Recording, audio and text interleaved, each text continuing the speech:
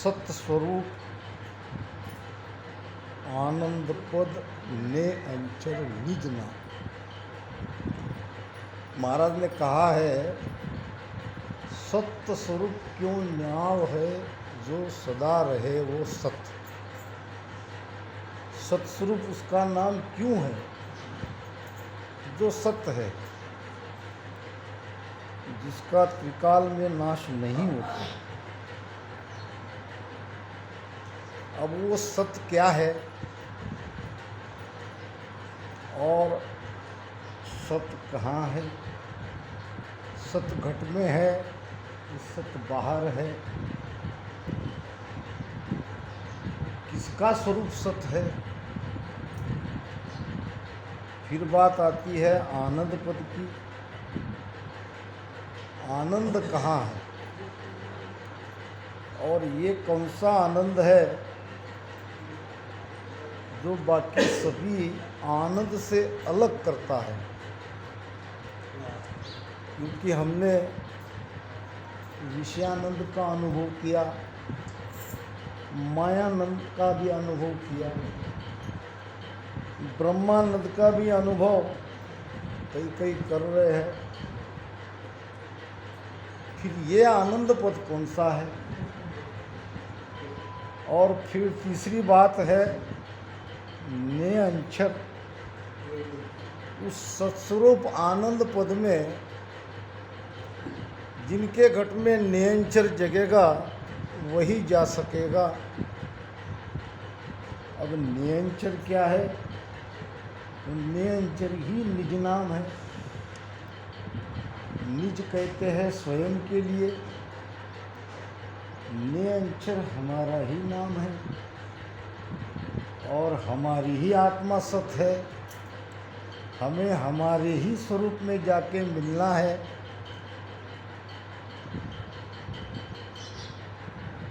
ये इस सारे विषयों पर चर्चा इस ग्रंथ में आएगी। महाराज फरमाते हैं भेद सहित ज्ञान घट आवे, प्रेम भाव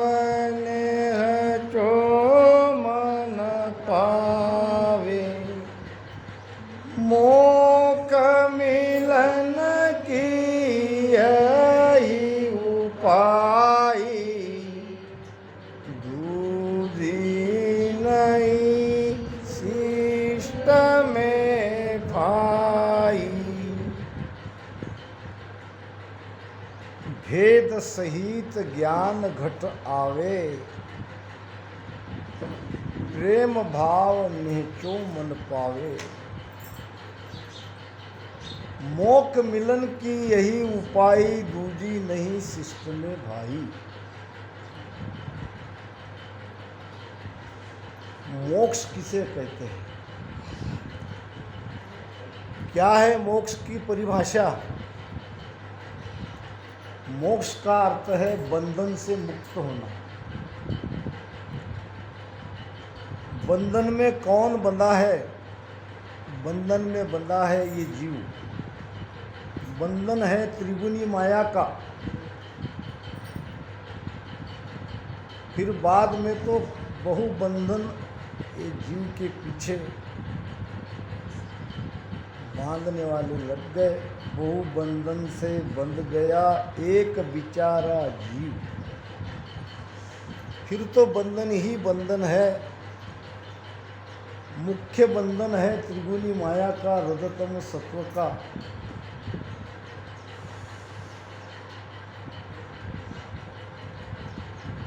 तो मोक्ष इसे कहते हैं बंधन से मुक्त होना। अब बंधन से मुक्त कैसे होंगे? उपाय बता रहे महाराज। वो भी एक ही उपाय है। संपूर्ण सृष्टि में सारे उपाय करके देख लो, बंधन बढ़ेगा। ज़्यादा बंधेंगे, बंधन से मुक्त नहीं होंगे। बंधन से मुक्त होने का एक ही उपाय है भेद से भजन करना। अब भेद मिलता है सदगुरु से। जीव जब तक सदगुरु के शरण में नहीं जाएगा तब तक भेद नहीं मिलेगा। भेद मिलने के बाद भेद से भजन करना पड़ेगा, वो भी मन में निश्चय करके, भाव से, प्रेम से मन में निश्चय करके। जो ये राम नाम का भजन करेगा वो जीव बंधन से मुक्त होगा। मोक्ष मिलन की यही उपाय, दूजी नहीं शिष्ट में भाई। दूसरा कोई उपाय नहीं है। भजन के साथ साथ और भी बातें हमको करनी है, जैसा कि महाराज ने बताया है, करनी है, रहनी है। करनी भी हमें सुधारनी है, हमारी रहनी भी वैसी होनी चाहिए, हमारा दृष्टिकोण भी बदलना चाहिए। अगर हमारी समझ बदल जाए तो भजन के साथ साथ ये भी जरूरी है, यानी जीवपने का जो स्वभाव है वो स्वभाव को हमको त्यागना है और ज्ञान के हिसाब से चलना है। जैसे कि जीव विषयों में आनंद लेता है तो हमको भजन में आनंद लेना चाहिए। जीव को संसार अच्छा लगता है तो हमें संसार से बैराग आना चाहिए, दृष्टि बदलनी चाहिए। जैसा कि एक गिलास है, आधा भरा है आधा खाली है। अब गिलास के तरफ देखने वाले की दो दृष्टि हो सकती है। एक दृष्टि वाला कहेगा ये तो आधा खाली है, क्योंकि उसकी दृष्टि खाली के तरफ है। दूसरा कहेगा ये तो आधा भरा है, वो उस दृष्टि से ग्लास की तरफ देखेगा। जैसे कि प्रमाण आता है, एक जगह कहीं धार्मिक कार्यक्रम हो रहा था और दो ब्राह्मणों को बुलाया।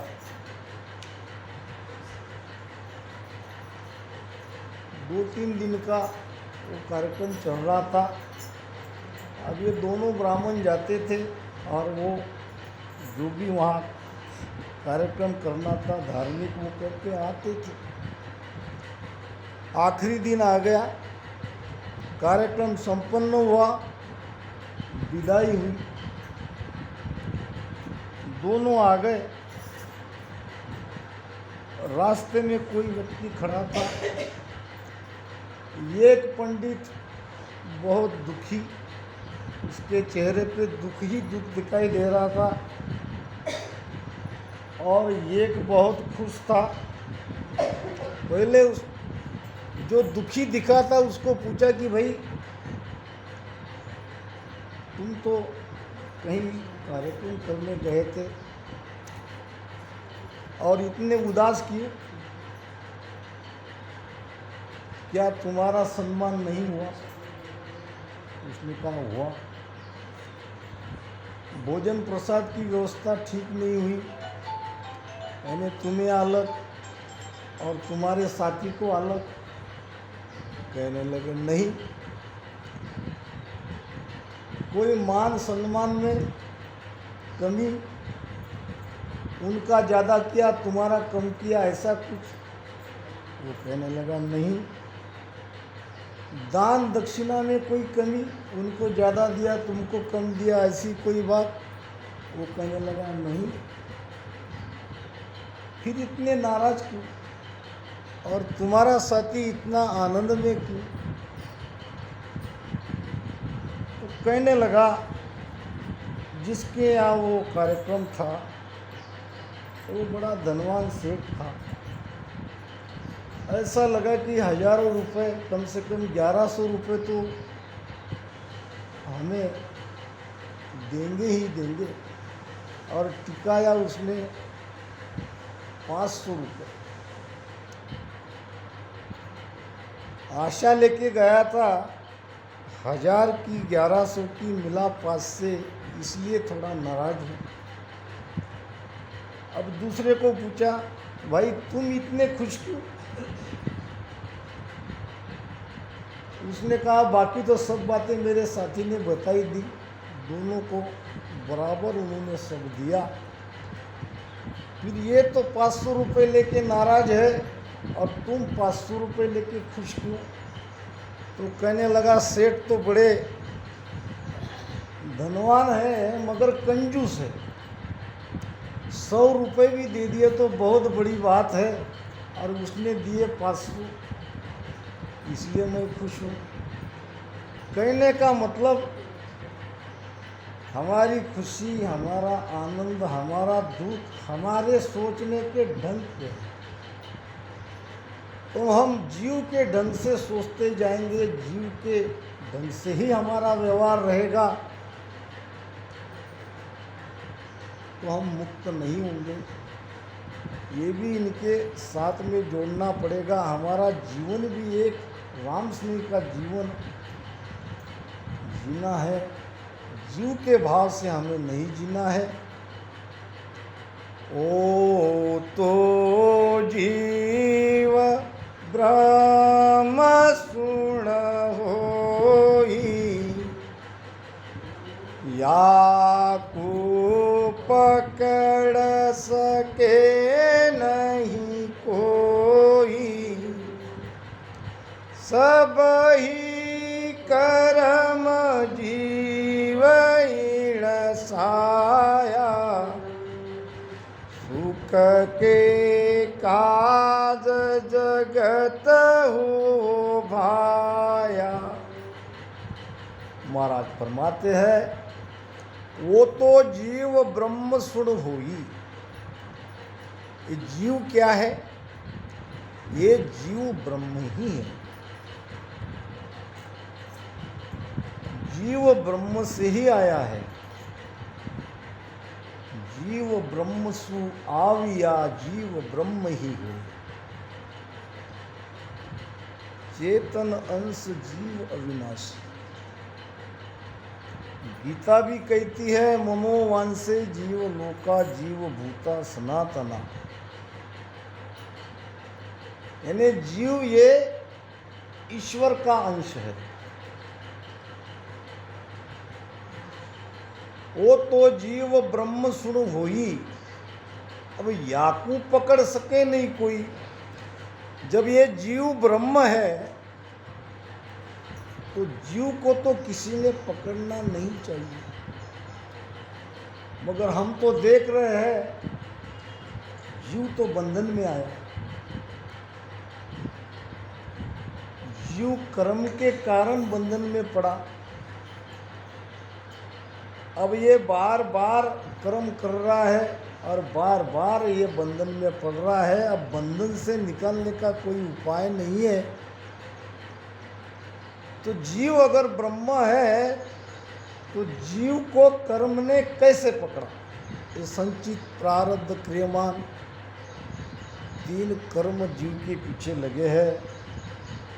महाराज फरमाते हैं 3 ताप का कर्म है, जीवा की लारा। 3 ताप का कर्म है, जीवा सवदा तीनों लोक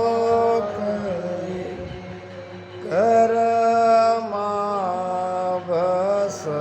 सारा। सवदा तीनों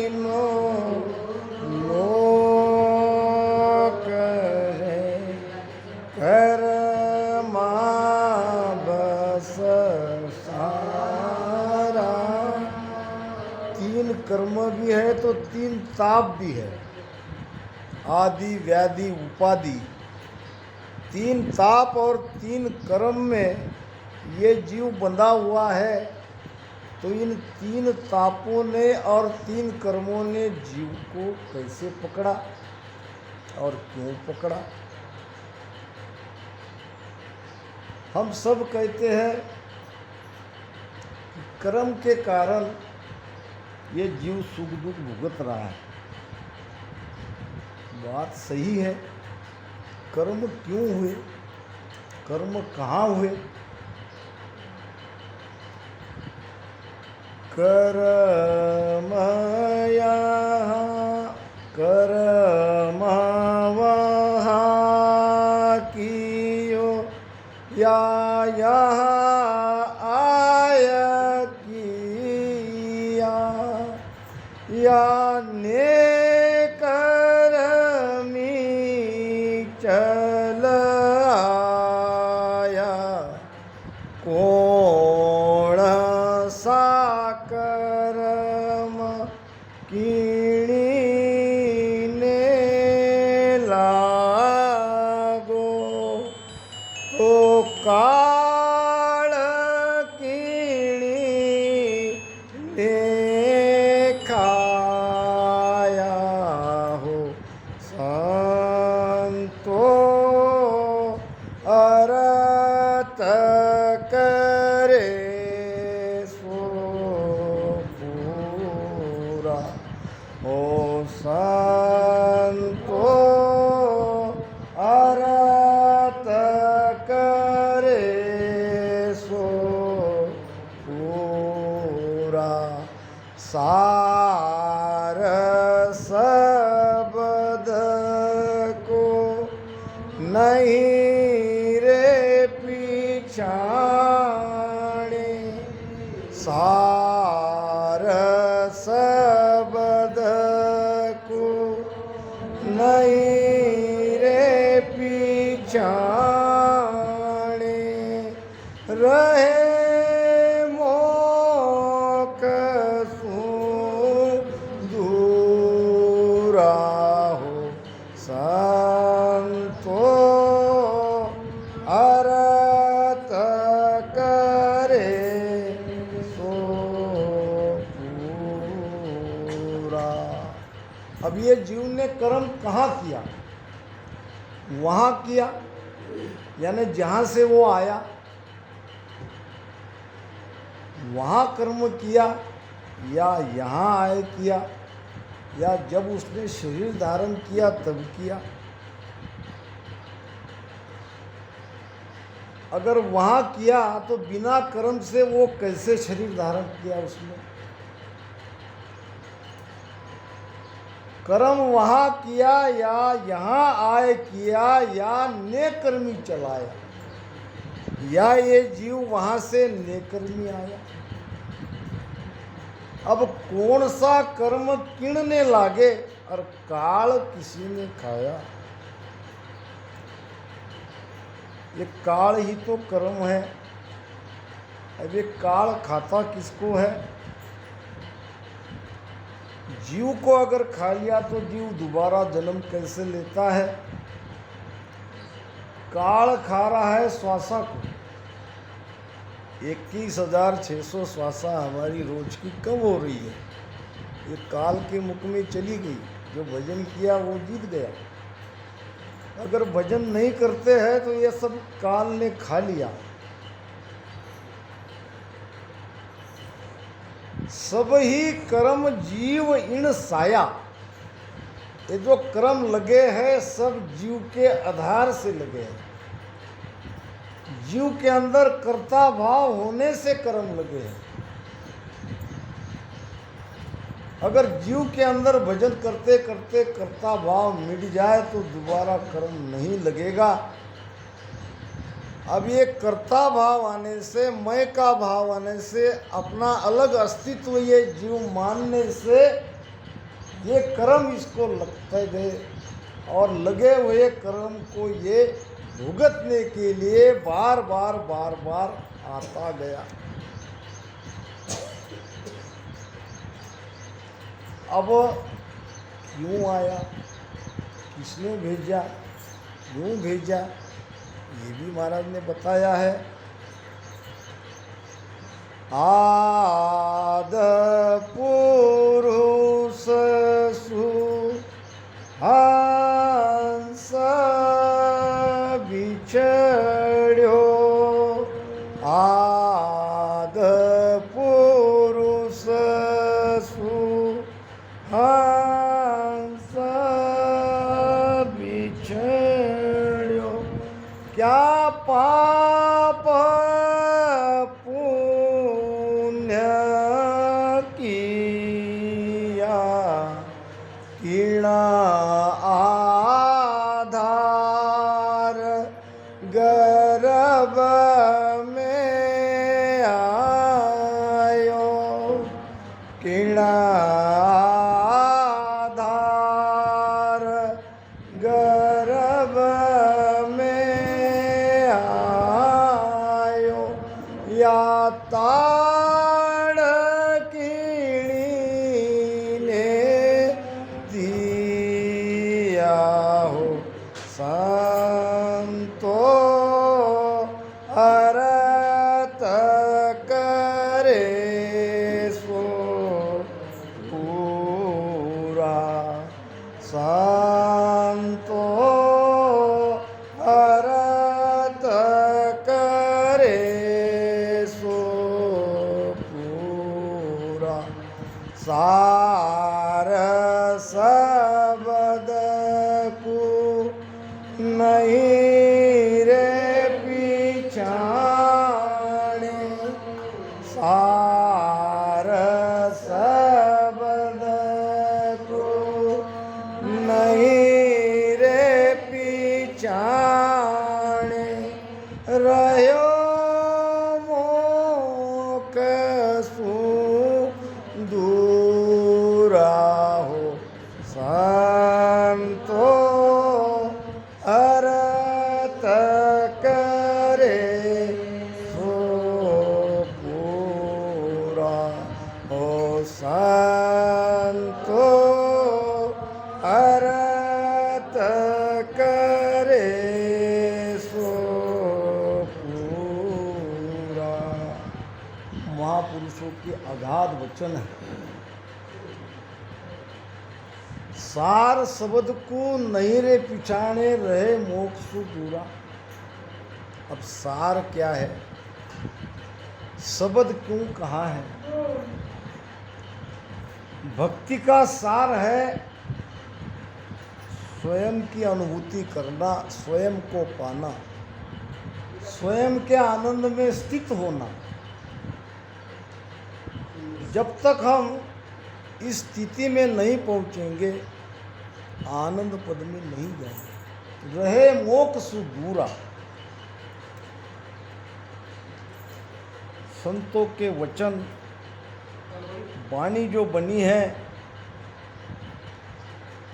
वाणी ऐसी बनाई है कि कोई इसका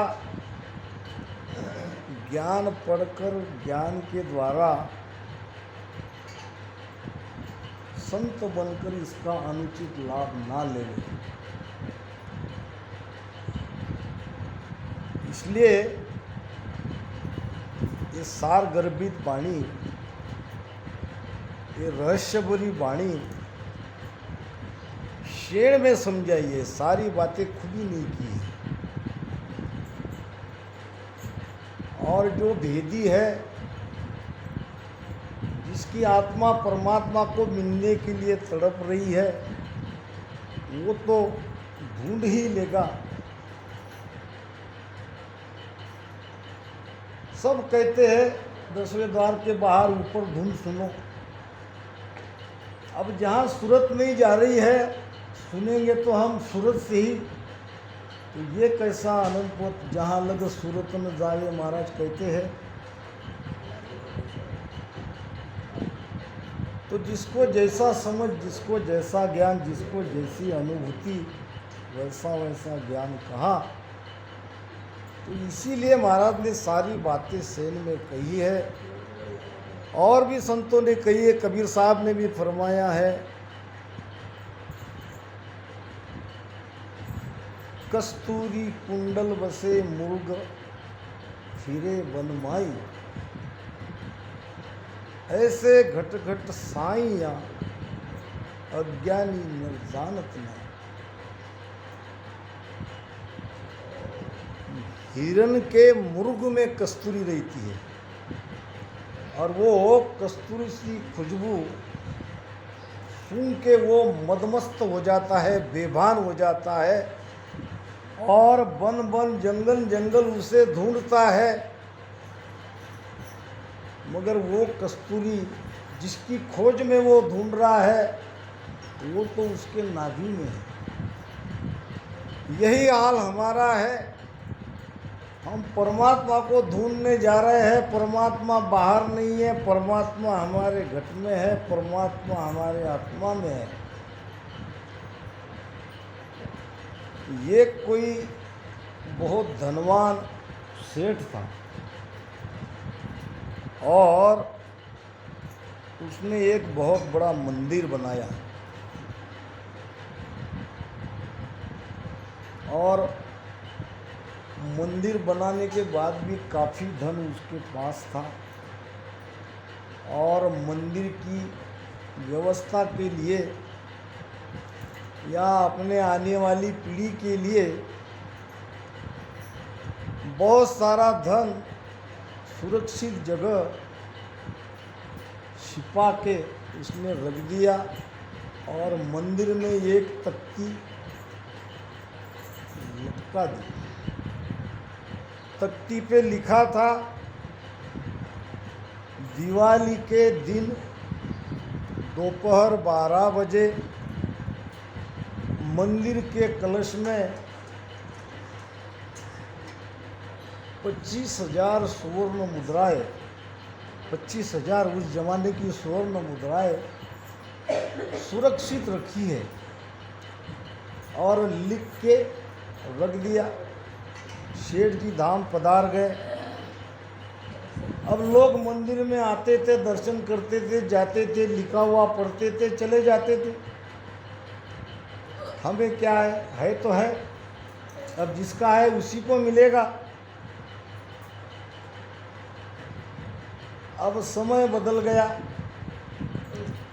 भावी आगे वाली कुछ पीढ़ियाँ बहुत सुख से रही, मगर धीरे धीरे चौथी पांचवी पीढ़ी के जो परिवार के लोग थे वो हो गए गरीब।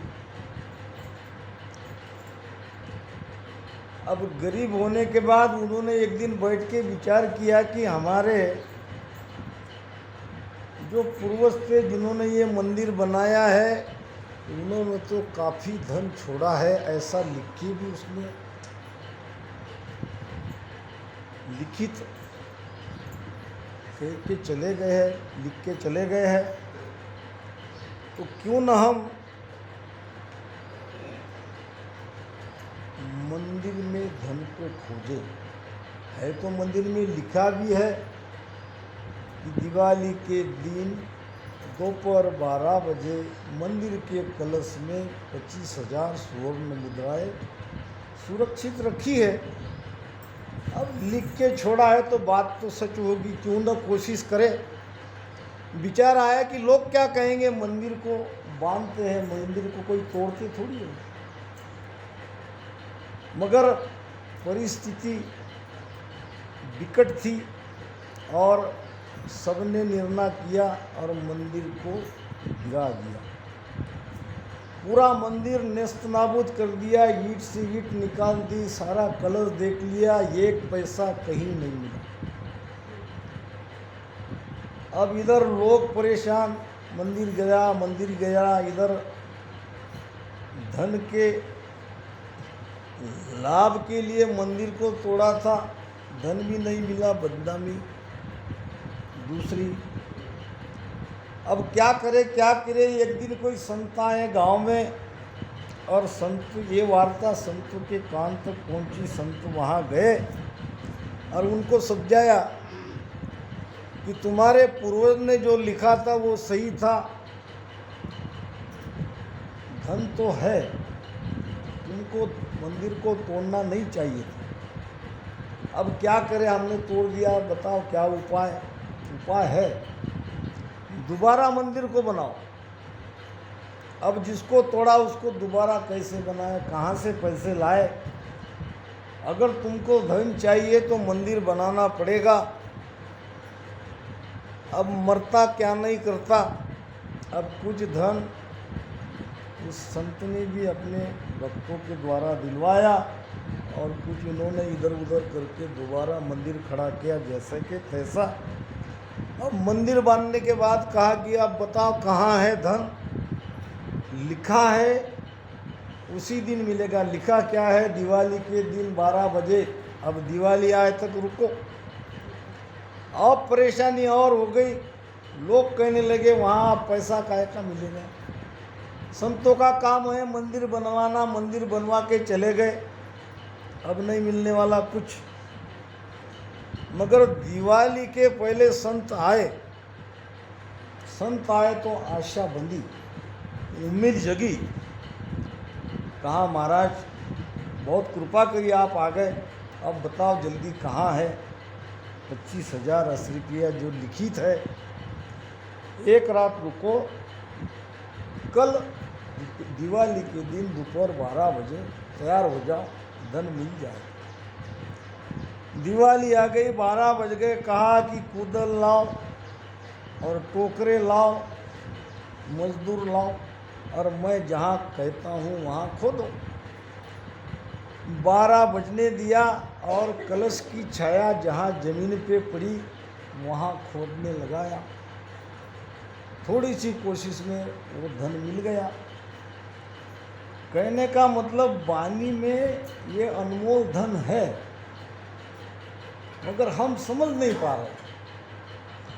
हम शब्दशः अर्थ लेते हैं, हम अनुभव के आधार से वाणी को समझने का प्रयास न करने से ये धन जो है, अपार धन इसमें छिपा है, ज्ञान रूपी, ये नहीं मिल रहा है।